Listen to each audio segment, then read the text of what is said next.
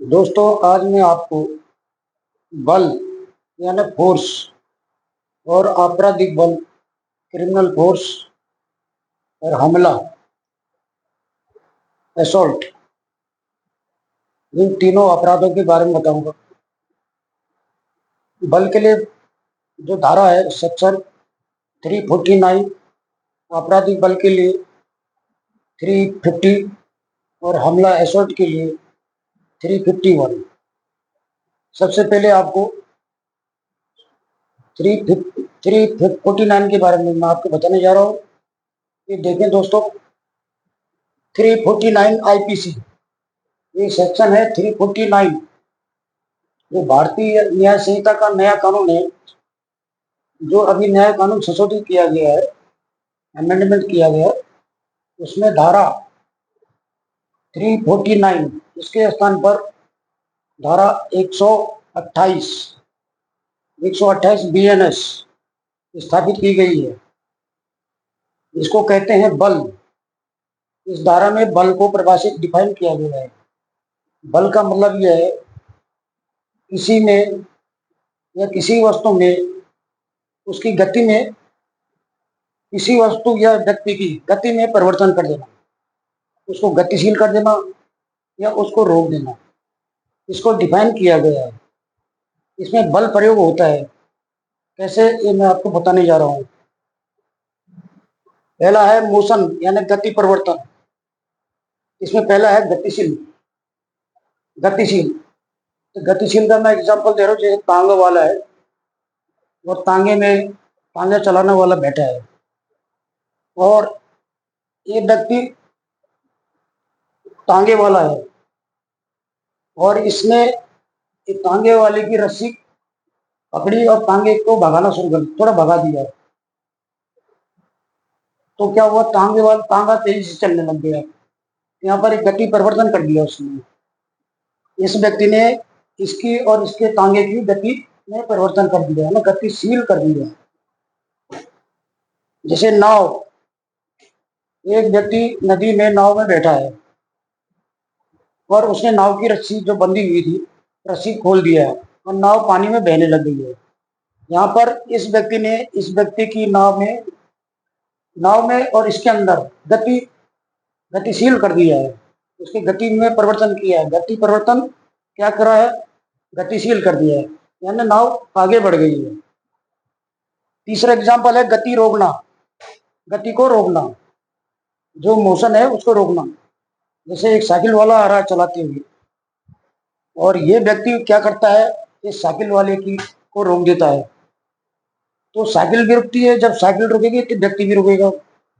इसकी गति में क्या कर दिया, उसने परिवर्तन कर दिया। क्या परिवर्तन किया कि साइकिल को रोक दिया है, तो गति को रोक देना, यही बल है।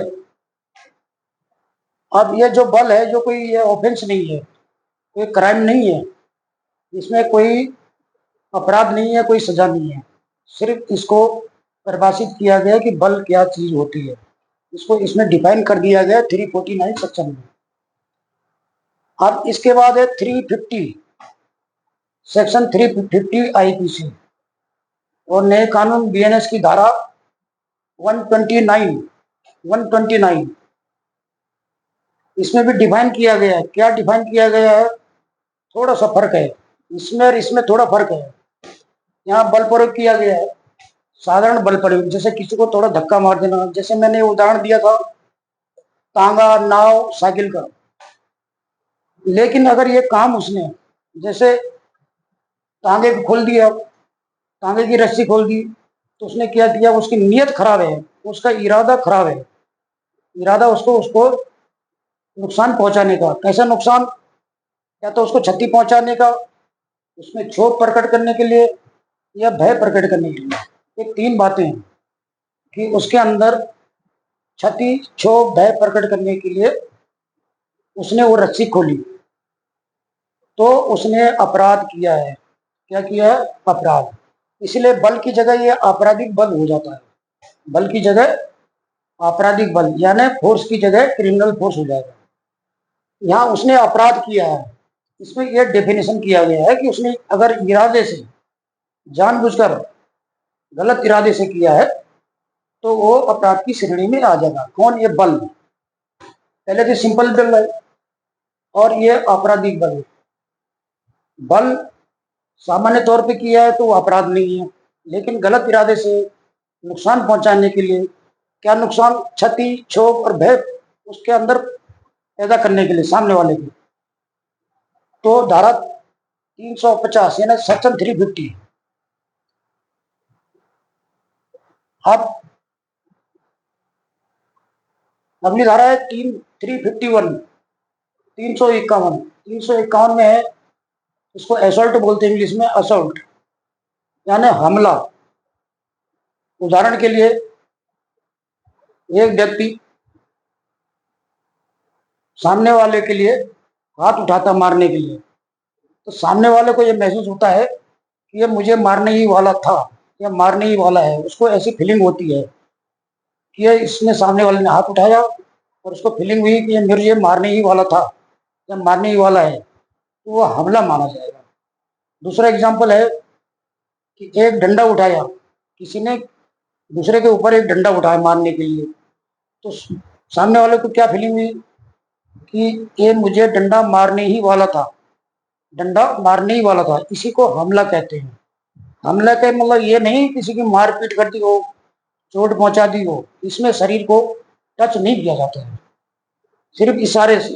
अंग विक्षेप, अंग विक्षेप भी बोलते हैं इसको। जैसे अपने शरीर का जो हाथ है अंग है, और हाथ उठाना ये अंग विक्षेप होता है।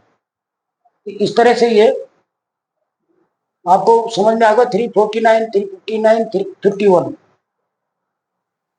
और इनमें दंड, ये तीनों धाराओं का दंड इसमें है, इन धाराओं में।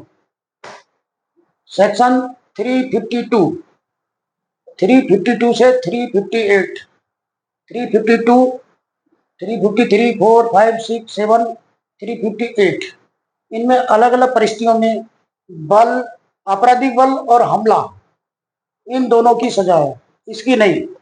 इसमें तो सिर्फ बल को डिफाइन किया गया है। इन दोनों की सजा इन धाराओं में अलग अलग परिस्थितियों के लिए 352 से 358। तो दोस्तों, ये जानकारी मैंने आपको कानून की धाराओं के संबंध में दी है। आज मेरा एक क्वेश्चन अलग से है, हर वीडियो में मैं अलग से एक क्वेश्चन, ये कि हिंदी का कठिन शब्द आपको मेंशन करता हूं। सार्वभौमिक, सार्वभौमिक का मतलब क्या होता है? ये शब्द हम बहुत बार सुनते हैं, लेकिन इसका स्पष्ट अर्थ नहीं समझते हैं। सार्वभौमिक मतलब ये होता है कि जो हर जगह, हर व्यक्ति, हर परिस्थिति में लागू हो, यानी कोई चीज हर जगह लागू हो, हर व्यक्ति पे लागू हो, हर परिस्थिति में लागू हो, उसको सार्वभौमिक कहते हैं। जैसे सत्ता की सार्वभौमिकता, सत्ता की सार्वभौमिकता मतलब ये है, जैसे कि भारत में जो सरकार है वो सार्वभौमिक सत्ता है, सार्वभौमिक सरकार या सत्ता। इसमें किसी बाहरी शक्ति का नियंत्रण नहीं है, ये हमारे देश की है और हमारी सरकार है, तो उसका संपूर्ण नियंत्रण है। इसको सार्वभौमिक सत्ता कहेंगे। जैसे मानव अधिकार, ह्यूमन राइट्स, ह्यूमन राइट्स क्या है? सबके लिए है, जो हिंदुस्तान में होगा उसमें हर स्टेट के हर व्यक्ति के लिए लागू होगा ह्यूमन राइट्स, मानव अधिकार। तो ये सार्वभौमिक का मतलब आप समझ गए होंगे। तो दोस्तों, ये जानकारी अच्छी लगी हो तो कमेंट करें, और मेरे यूट्यूब चैनल कानून और सजा 100 को सब्सक्राइब करें, लाइक करें, और हो सके तो इसको शेयर करें। Thank you.